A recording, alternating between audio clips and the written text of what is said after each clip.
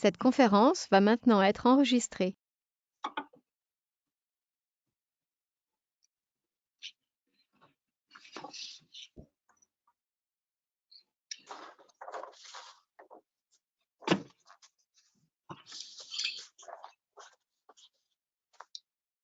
Alors maintenant, j'espère que Nicolas va pouvoir nous rejoindre. Oui, voilà Nicolas.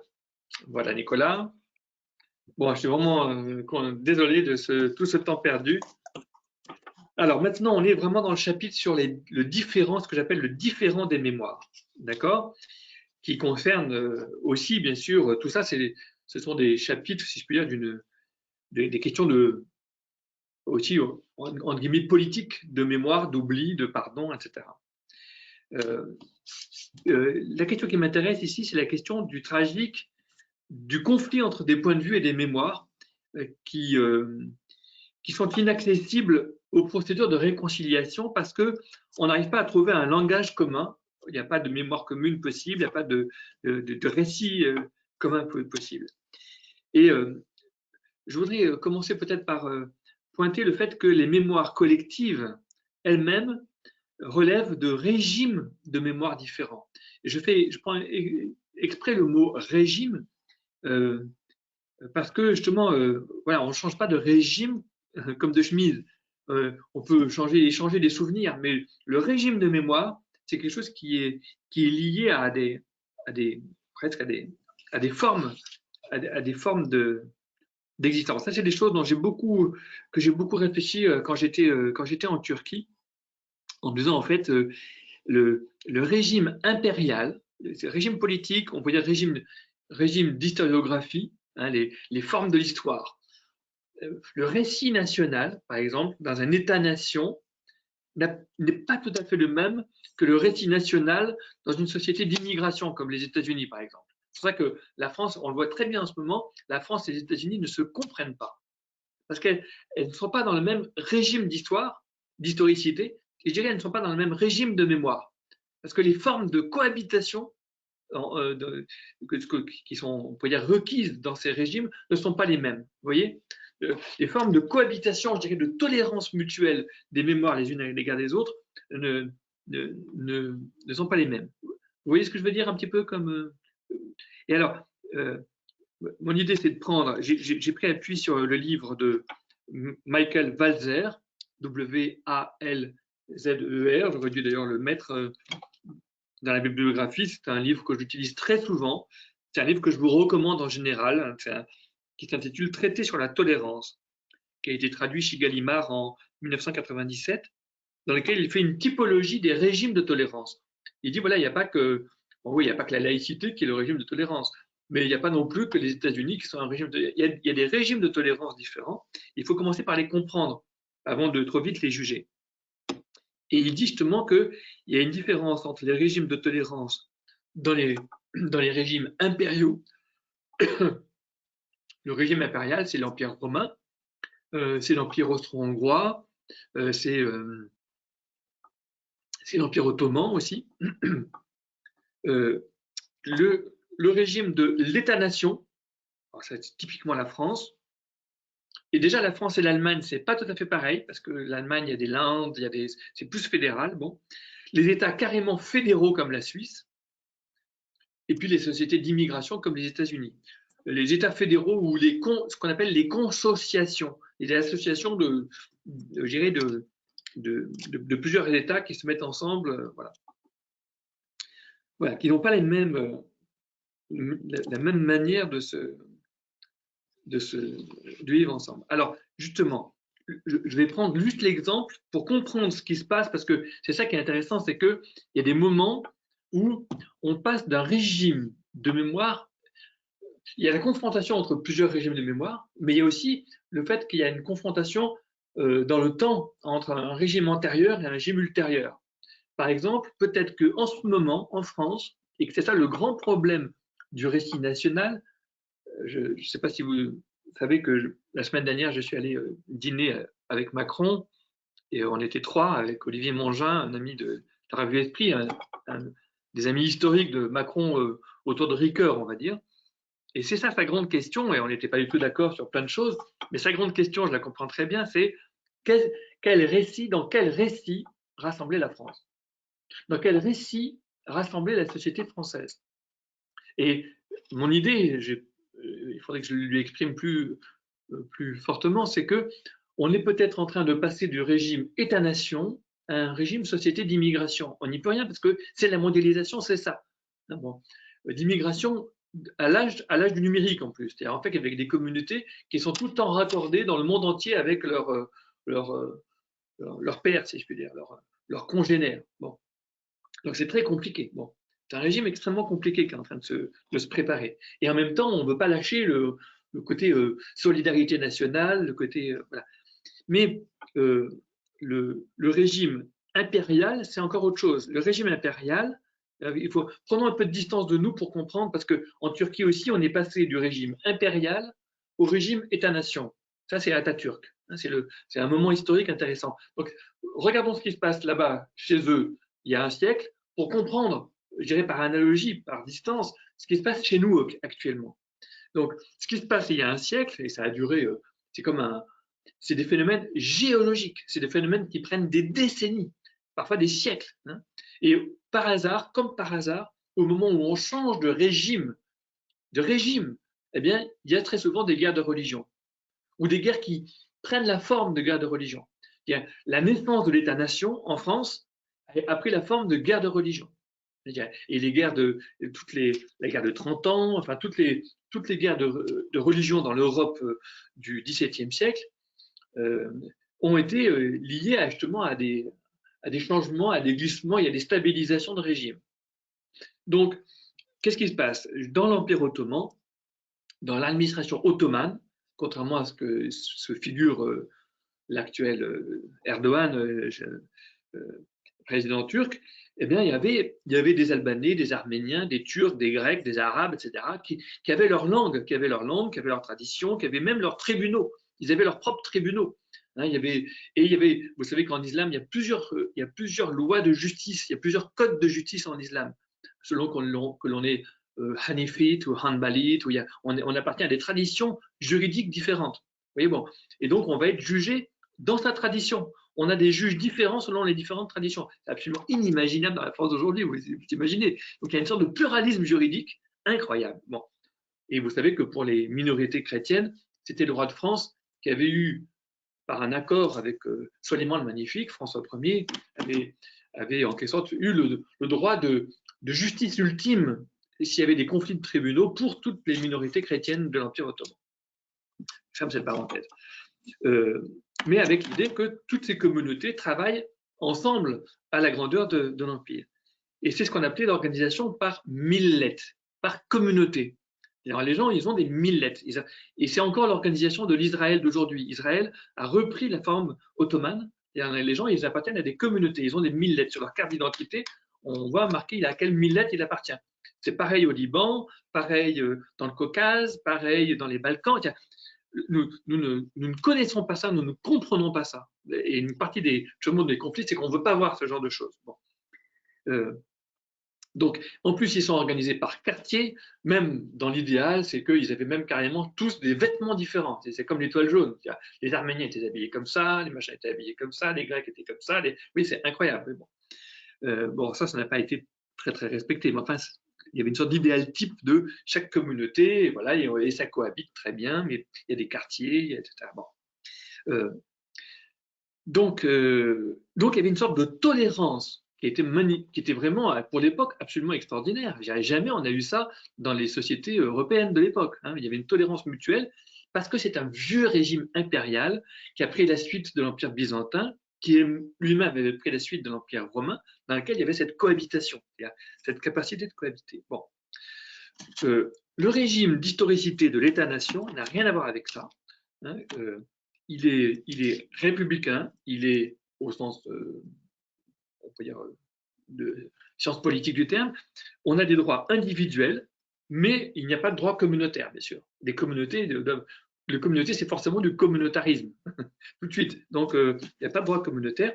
Et donc, toutes les appartenances, toutes les attaches communautaires sont des restes de féodalité pour pour l'État-nation moderne, c'est les restes de la féodalité, c'est l'archaïque, c'est de l'obscurantisme tout de suite. Enfin, vous voyez, vous comprenez, c'est tout le discours de Valls ou de Blanquer aujourd'hui. Bon. Et donc, l'école, comme l'armée d'ailleurs, comme la médecine, comme un certain nombre de grands corps qui servent, et notamment l'histoire, qui servent en quelque sorte à refaire le citoyen patriote d'une république. Voilà. Alors, chacun de ces régimes a ses avantages et ses inconvénients. Les États-nations accordent beaucoup de droits aux individus, surtout aux individus à qui on demande de s'émanciper de leurs attachements, de leurs appartenances, mais il faut qu'ils laissent au vestiaire justement leurs allégeances religieuses ou linguistiques ou particularistes, ou communautaires, etc. D'accord? Les vieux empires accordent au contraire beaucoup de droits aux communautés, mais ils risquent d'incarcérer les individus dans les communautés. Tu es arménien, tu ne peux pas être autre chose. Tu es juif, tu ne peux pas être autre chose. Les individus sont incarcérés dans leur communauté. Les religions deviennent des identités, si je puis dire. Donc voilà, c'est un gros problème. On ne peut pas se convertir, on ne peut pas abjurer, on ne peut pas. Vous voyez, pour le protestantisme est beaucoup plus, en ce sens-là, est mal à l'aise avec un régime impérial. Enfin, en tout cas, le protestantisme de conversion, on va dire. Voilà. Donc, vous voyez, là, on a affaire à deux régimes très différents. Et ce qui s'est passé pour comprendre le génocide arménien, c'est qu'on a une greffe monstrueuse du régime État-nation sur le régime impérial. Et donc, il y a à la fois, qui combine la double intolérance, car il n'y a plus la tolérance à l'égard des communautés, et il n'y a pas celle fondée sur les libertés de l'individu citoyen. C'est-à-dire, à la fois, votre identité peut être niée et vous pouvez être incarcéré. Vous êtes un Arménien, vous êtes incarcéré dans votre communauté, d'accord, régime impérial, mais on nie les communautés, donc on supprime toutes les communautés.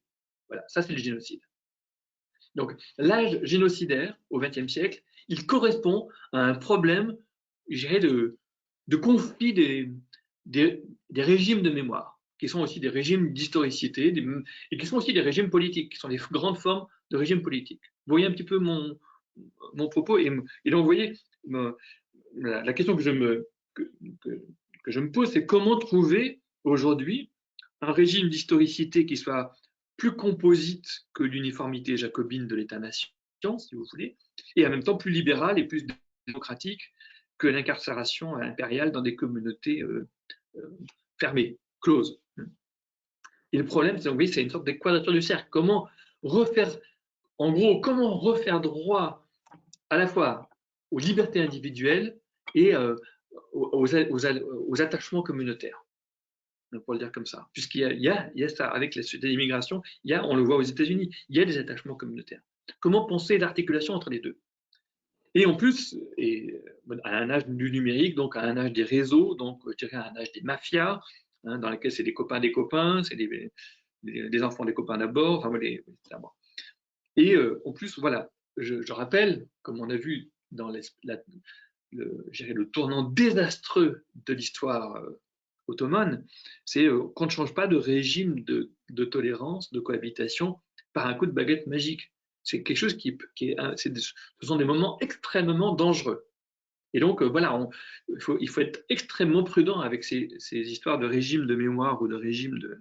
Voilà. Voilà, ça c'est un petit peu, je dirais, ce que je mettrais en toile de fond, en disant, voilà, il y a un conflit, pas seulement des mémoires, mais un conflit des régimes de mémoire. Ça va? Vous me suivez à peu près mon propos? Je regarde quelle heure il est. Bon.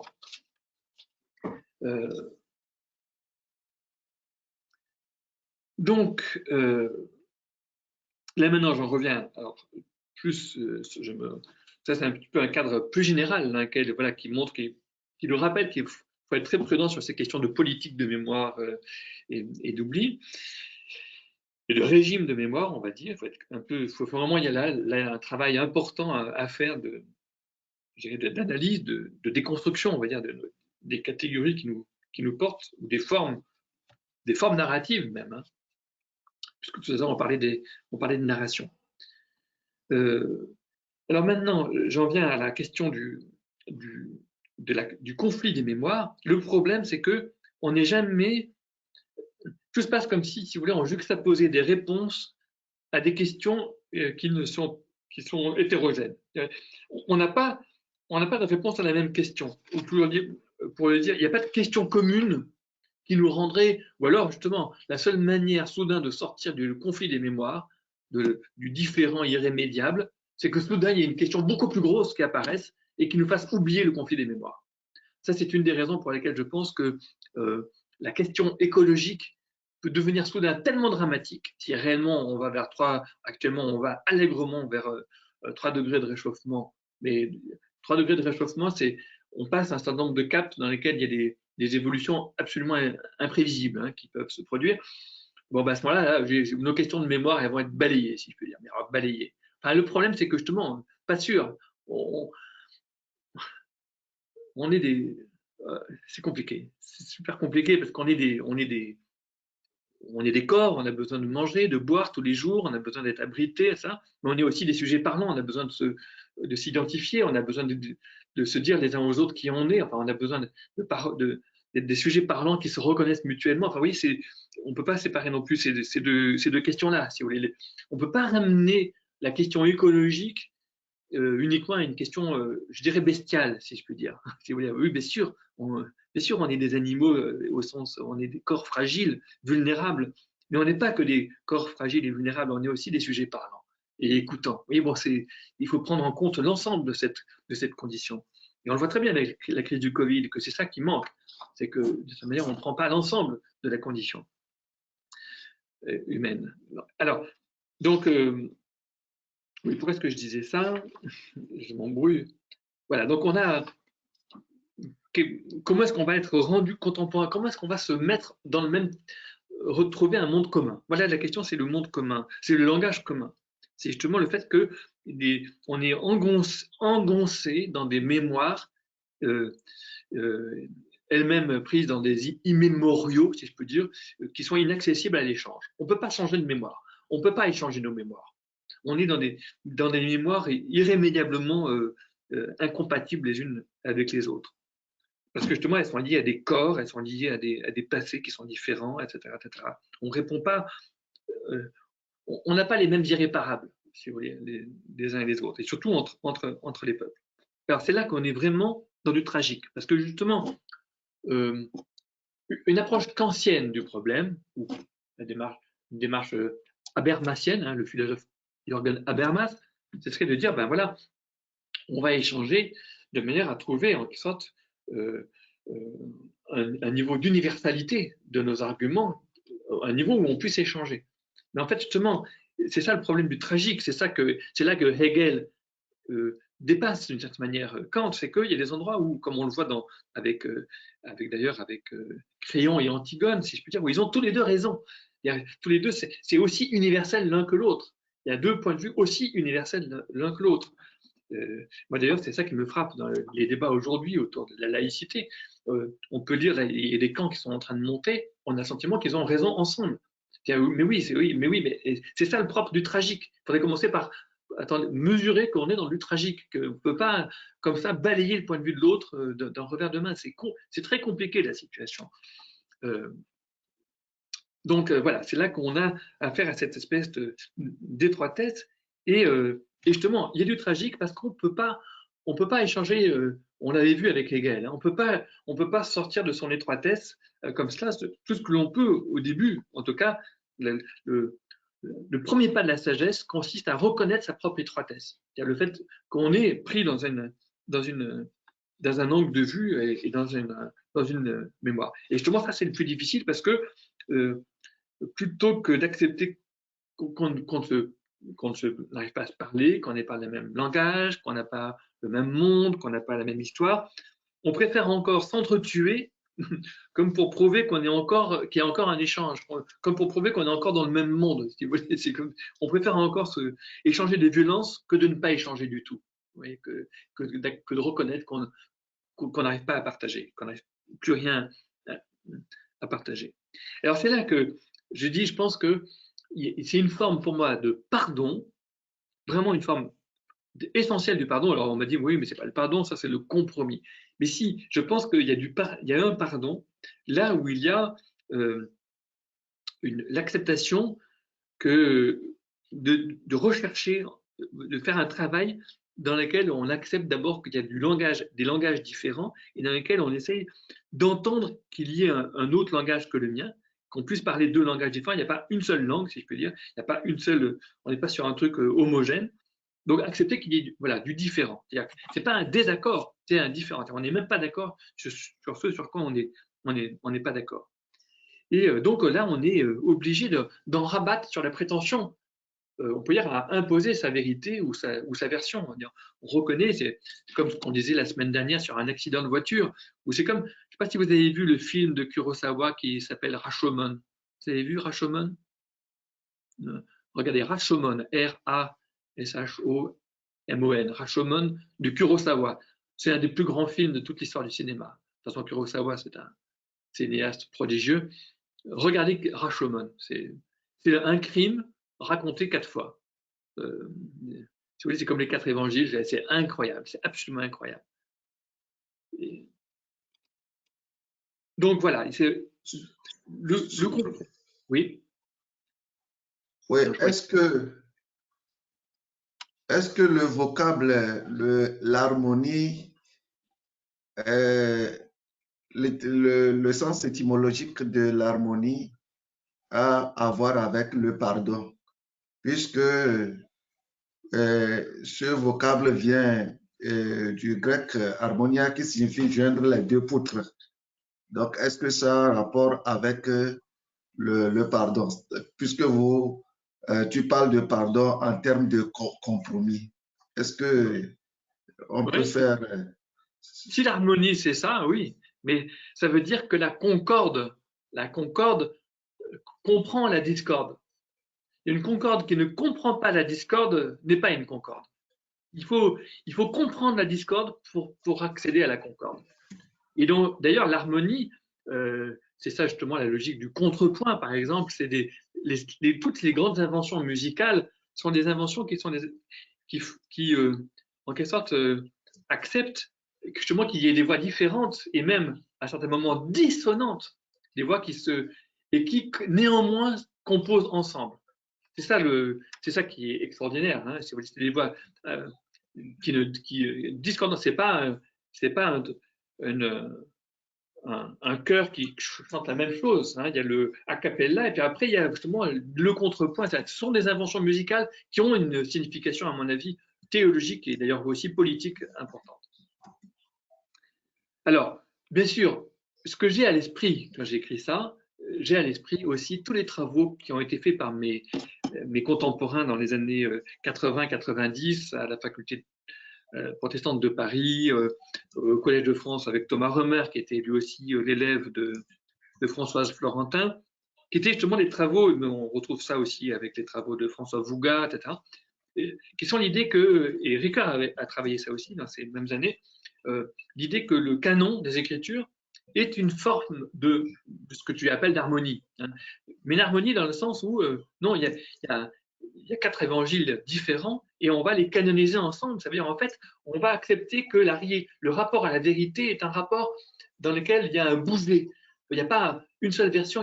Parce que justement, la vérité, elle est faite chair, elle est vivante, c'est une parole vivante, c'est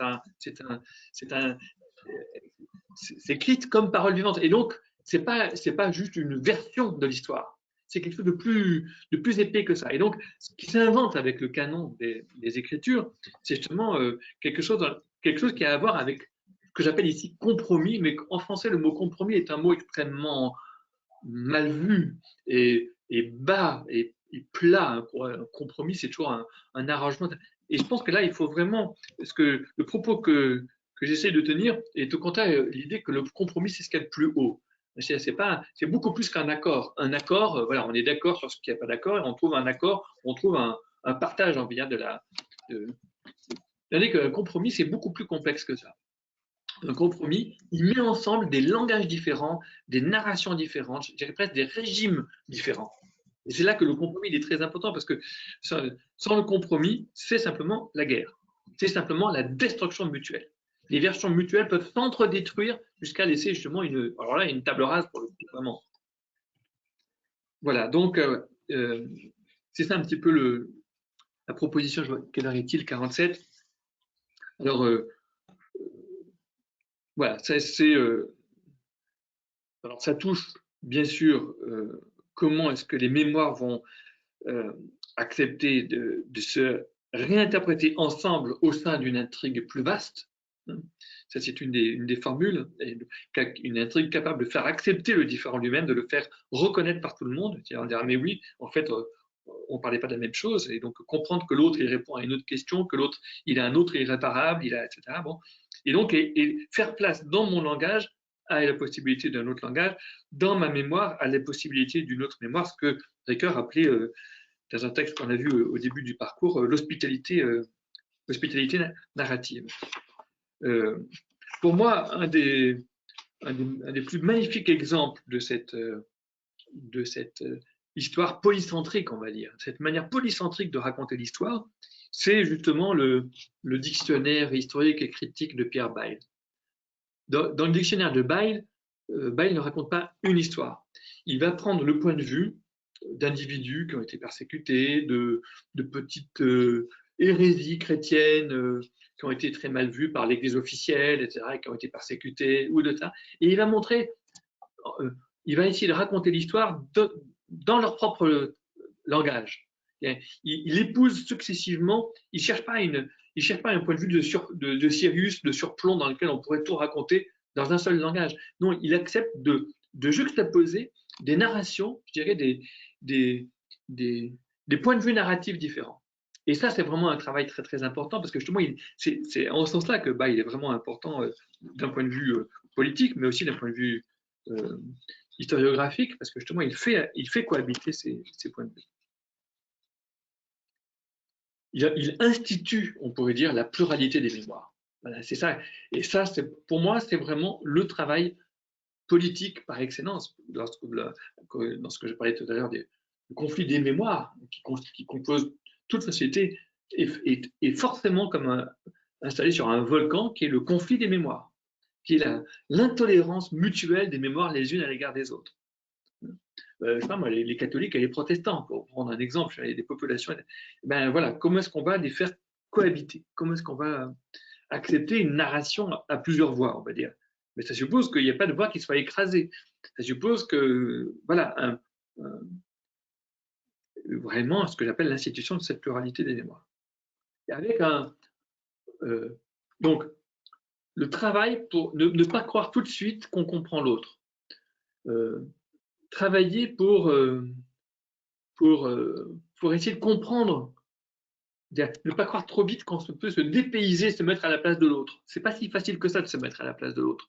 Ne pas croire si vite que ça y est, on a partagé nos mémoires. Non, c'est pas si facile que ça.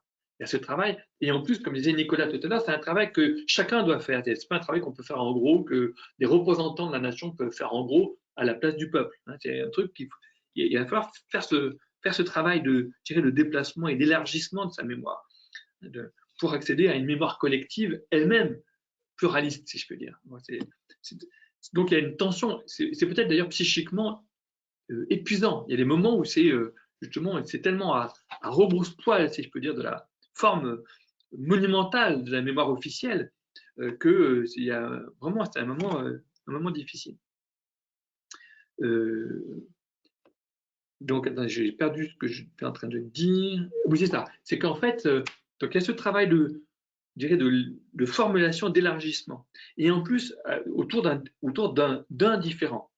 Ça peut être le différent France laïque, France chrétienne. Oui, mais alors c'est compliqué parce que là, il y a les protestants, ils sont du côté laïque et du côté chrétien en 1905. Vous voyez, donc ils sont une espèce de go-between. Bon, mais donc du coup aussi, les protestants, ils sont un peu complexes, ils sont un peu trop complexes pour la société de l'époque. Bon, maintenant, il y a un gros affluent qui est l'islam. Ça pose un autre problème. Comment est-ce qu'on va intégrer dans une mémoire, dans une narration à plusieurs voix, comment est-ce qu'on va intégrer un islam qui a un autre régime de mémoire, là encore, donc ce serait intéressant d'étudier ça de plus près. Et alors, j'ai envie de dire, le problème, c'est que chaque époque est dominée par un conflit dominant. Si vous voulez, vous avez le conflit dreyfusien qui a écrasé tous les autres conflits pendant 20 ans. Et on avait envie de dire, attendez, mais il y a peut-être d'autres conflits que le conflit dreyfusien. Il y a peut-être autre chose qui est écrasé. Et c'est ça un petit peu le problème, c'est que souvent, il y a des conflits dominants qui écrasent les autres conflits, les autres différends, les autres conflictualités. Donc, il faut faire toujours attention à ce qu'un différent dominant n'occulte pas d'autres différents, peut-être plus marginaux, peut-être plus mineurs, mais qui sont importants et qui, peut-être, à force d'être écrasés, vont devenir, après, des conflits encore plus empoisonnés qu'ils auront été refoulés pendant trop longtemps, qui n'auront pas trouvé leur lieu d'expression. Enfin voilà, tout ce paquet de questions, pour moi, c'est vraiment un paquet de questions absolument important. Alors, il y a des conditions de tout cela. Il y a d'abord les conditions, je dirais, d'institution, ce que j'appelais tout à l'heure l'institution de la pluralité des mémoires. C'est quand même déjà d'abord l'histoire. La fonction de l'histoire, c'est vraiment d'être un espace critique qui autorise l'expression de cette pluralité des mémoires. Et donc, ça demande une séparation de l'histoire et de l'État. C'est ça le problème, c'est qu'aujourd'hui, dans beaucoup de sociétés, il n'y a pas de séparation. C'est l'État qui a le monopole de l'histoire. D'ailleurs, ce que prétendait Hegel. Hegel, il y a État parce qu'il y a histoire, et histoire écrite, et monopole de l'histoire, d'une histoire officielle. Bon, c'est encore tout à fait le cas en Turquie, c'est très visible en Turquie, mais je pense qu'en France, on n'en est pas très loin non plus. Il y a la séparation de l'État, mais la séparation de l'État, de l'histoire et de l'État, c'est difficile, c'est une tâche incessante.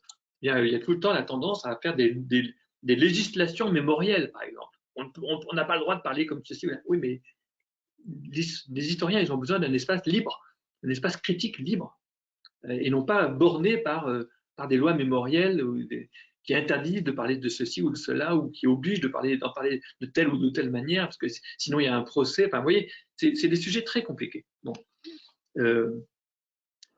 Et puis, justement, Ricoeur, il insistait beaucoup sur le fait que les grands procès, comme le procès Papon, etc., sont des occasions de faire sortir des différends, des conflits de mémoire qui ont été refoulés, et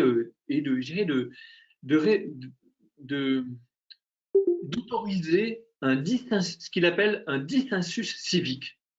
Un dissensus civique, c'est justement l'idée d'une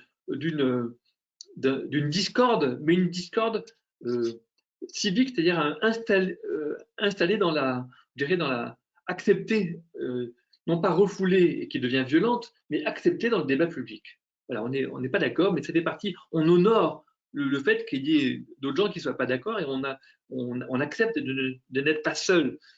C'est d'autant plus important que les mémoires, les porteurs de mémoire sont des témoins, ceux qu'on appelle les témoins de l'histoire. Et aujourd'hui, on est à l'âge du témoin. On est beaucoup plus à l'âge du témoin qu'à l'âge de l'expert. Peut-être qu'il y a les deux en même temps. Il y a des experts et des témoins. Mais la pragmatique du témoignage, que ce soit les témoignages de la foi, mais aussi le témoignage en histoire, le témoignage dans un procès juridique, la pragmatique du témoignage, du bon témoin, c'est l'acceptation qu'il y ait plusieurs témoins. C'est l'acceptation de ne pas dire, moi, mon témoignage est le seul, une fois que j'ai fait mon témoignage, de fermer tous les autres, parce que les autres n'ont pas voix au chapitre, et je suis le seul bon témoin. Ça, c'est absolument contradictoire, vous voyez, avec l'idée de témoignage. Donc, voilà, c'est ça la force du concept de dissensus civique qu'on trouve chez... C'est très intéressant. Ça veut dire que les citoyens sont capables d'intérioriser la conflictualité, d'intérioriser la conflictualité des mémoires. Et ça, je crois que c'est très important aussi. Et puis donc, ça suppose quand même, il faut que je termine là-dessus, des citoyens capables de mémoire, capables de narration. Parce que une des grandes faiblesses politiques, on pourrait dire, politique, mais aussi pas seulement politique, c'est très général, c'est justement l'effondrement des capacités narratives. Walter Benjamin, le grand philosophe juif, observait que après Verdun, après la Première Guerre mondiale, ceux qui revenaient de la guerre ne pouvaient pas raconter. Et après la Seconde, après la Shoah, on a observé que ils ne pouvaient pas raconter. Il y en a qui se sont suicidés. Primo Levi s'est suicidé pour ça. Le sentiment de ne pas pouvoir raconter et le sentiment qu'il n'y a pas d'oreille pour entendre, pour écouter. Tout à l'heure, on parlait de l'écoute. Lorsqu'il n'y a pas de, lorsqu'il n'y a personne qui écoute, on voudrait partager quelque chose, mais il n'y a personne qui écoute à la hauteur de de l'étranglement de ce que l'on voudrait partager et qu'on n'arrive pas à raconter.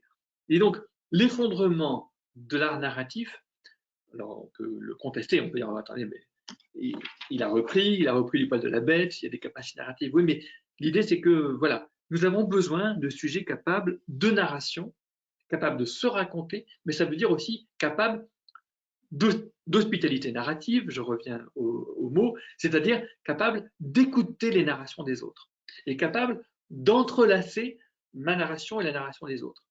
Déjà, à l'intérieur d'un couple, c'est déjà tout un travail d'accepter si je peux dire, de faire ce travail, je dirais, de ne pas se laisser envahir par la narration de l'autre et ne pas uniquement voilà, imposer à l'autre sa narration. Vraiment marier les narrations, faire le travail d'entrelacer les narrations. C'est vraiment quelque chose de très important et je pense que voilà, nous avons besoin, c'est un art collectif dont nous avons besoin aujourd'hui. Bon voilà, j'ai été très bavard, je vois qu'il est déjà 59. Je crois avoir à peu près dit l'essentiel de ce que je voulais dire. Est-ce que vous avez des questions? Enfin, moi, c'est juste une remarque. Quand vous dites qu'il faut une séparation de l'État et des historiens, Oui. je pense aux révisionnistes. Comment vous faites là? Je dis ça parce que je ne sais plus à quel sujet. Je crois bien que je suis allée sur Wikipédia pour voir Barthes, déclaration de Barman et tout ça. Et je suis tombée très vite sur des images inregardables sur les camps de concentration. Je me suis dit, bon, ben, c'est bien, enfin, c'est bien, quoi. Oui. Mais c'est quand même fou que ça existe. Qu'on nie qu'il y ait des personnes, des historiens pour nier ça. Donc, oui, faut mais quand même. Moi, j'ai davantage peur de ce point de vue-là du négationnisme d'État que la communauté des historiens. Il n'y aura pas une unanimité parmi les historiens pour être négationniste. Vous voyez ce que je veux dire? Il faut faire confiance dans la communauté scientifique pour se corriger perpétuellement. C'est pas parce qu'il y a des lois qui interdisent certaines choses. Du coup, les lois qui interdisent certaines choses, ça veut dire, lorsqu'on en est là, ça veut dire qu'on n'a plus assez confiance dans l'histoire. Ça veut dire que l'histoire est menacée d'être dominée par des négationnistes. Voilà, peut-être qu'il y a des moments comme ça, mais moi, je pense qu'il y a, mon état d'esprit spontané n'est pas la méfiance à l'égard des États, mais quand même, on a eu des États totalitaires. On a actuellement dans le monde une puissance extrêmement montante qui est en train d'imposer son régime à tous les autres. C'est la Chine. Et je dirais, nous sommes en train de nous siniser, si je peux dire. Ce qui se passe en Chine est en train de toucher. Pour se défendre, il faut devenir comme les Chinois. Il faut s'armer, il faut avoir des capacités de contrôle collectif, des capacités. Vous voyez, parce qu'on est en train, toutes les évolutions juridiques actuelles dans toutes les démocraties occidentales vont vers cela. Et donc là, il y a un énorme problème, si vous voulez. Donc, c'est pour ça qu'on a besoin aussi qu'il y ait des choses qui soient extérieures aux politiques, qui puissent résister de l'extérieur. Il faut de l'intérieur que le politique institue la pluralité des récits, institue un espace historique libre, par des universités, il faut qu'il y ait des crédits pour la recherche, il faut qu'il y ait des crédits pour l'histoire, etc. Bon, ça c'est de l'intérieur, mais il faut aussi que de l'extérieur, la communauté historique soit capable de résister aux versions officielles. Vous voyez, il faut des deux.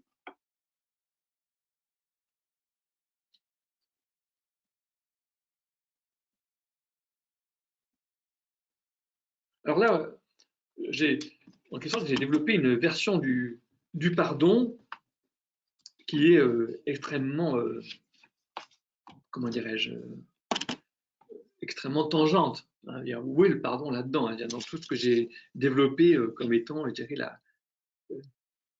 mais voilà, mon pari, si vous voulez, c'est de dire que l'hospitalité narrative, l'hospitalité mémorielle, la capacité à accepter l'étroitesse de ma mémoire et à reconnaître qu'il y a d'autres mémoires possibles, etc., fait partie d'une démarche essentielle au pardon.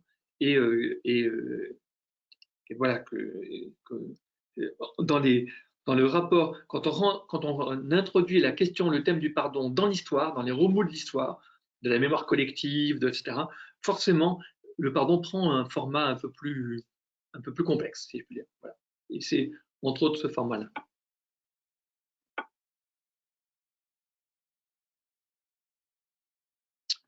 Ça va? Pas de trop de... N'hésitez pas, si vous avez des questions qui vous viennent après coup, à les partager par mail à tout le monde, d'accord? Ou si vous avez d'autres textes qui vous viennent en appui ou au contraire en objection à ce que je viens de dire, et d'ailleurs éventuellement des textes bibliques, n'hésitez pas, c'est précieux pour moi de rencontrer ça. Là-dessus, tout à l'heure, vous aviez parlé vous aviez dit, ils s'en lavent les mains. Enfin, et donc là, c'est intéressant par rapport au texte biblique de voir la culpabilité par rapport à la mort du Christ, qui est quelque part une culpabilité collective aussi, quoi. Et Pilate, face à cette responsabilité, ben, il n'accepte pas de la porter complètement, mais en même temps, il ne peut pas non plus. Enfin, voilà. Ouais, ça c'est très intéressant. Très intéressant. Très intéressant. C'est la combinaison de quoi qui conduit à tout ce qu'il a fallu comme condition pour que la croix soit possible, si je puis dire. Mais c'est vrai qu'il y a ce côté, se laver les mains, le geste de se laver les mains, c'est le narrateur de cette scène, c'est extraordinaire d'avoir retenu ce détail qui est tellement la parabole de quelque chose, quoi. Jusqu'à la pièce de théâtre de Sartre, Les mains sales. Oui, Muriel? Oui, moi, c'est pour revenir sur pour pouvoir raconter, il faut qu'il y ait de l'écoute. Oui. J'entends bien ça et voilà, moi je suis petite fille de pied noir et il y a eu plusieurs exils dans l'histoire familiale. Donc je me heurte un petit peu à un certain nombre de questions, notamment la difficulté de dire qu'il y a plusieurs narrations d'un même événement, Ouais. d'un même drame, parce que effectivement il y a plusieurs points de vue et donc bon, intellectuellement parfois la démarche peut être entendue, mais je me heurte à comme si c'est pas parce qu'il y a de l'écoute que le narrateur a le sentiment d'être entendu. Et donc je me pose la question mais finalement pour que ce narrateur soit entendu, qui veut-il par qui veut-il être écouté? D'accord, c'est ça. C'est pas parce qu'il est écouté qu'il a vraiment le sentiment d'être écouté. Donc je me dis donc là l'écouteur, il y a peut-être un écouteur qui n'est pas légitime ou je sais pas, où il y a encore un autre écouteur à trouver. C'est intéressant.